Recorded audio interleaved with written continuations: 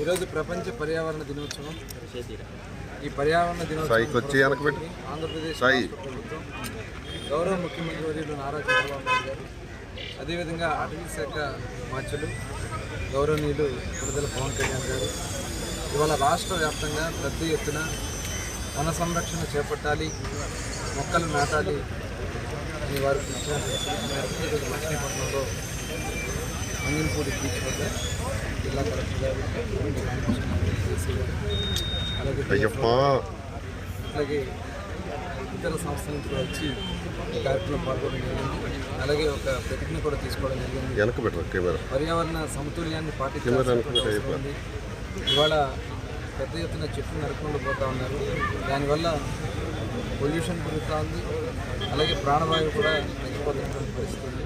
మరి భవిష్యత్తులో అలాంటి పరిస్థితి రాకుండా భవిష్యత్ తరాలకి చక్కటి వాతావరణం అందించడానికి మనం ఖచ్చితంగా పర్యావరణ సమతుల్యాన్ని మనం కార్యక్రమాన్ని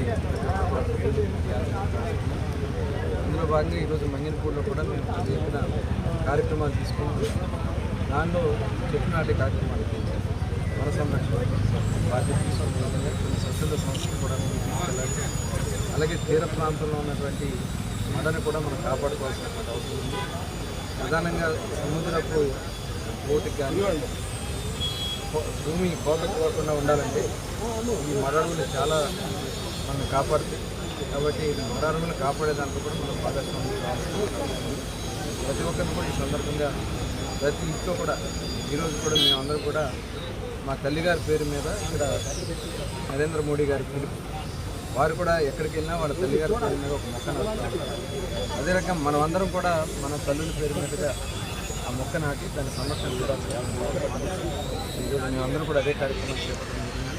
మరొకసారి ప్రతి ఒక్కరు కూడా ఈ చెట్టు నాటే కార్యక్రమం చేయాలని చెప్పి మనసు మరొకసారి అందరికీ పర్యావరణ దినోత్సవ శుభాకాంక్షలు.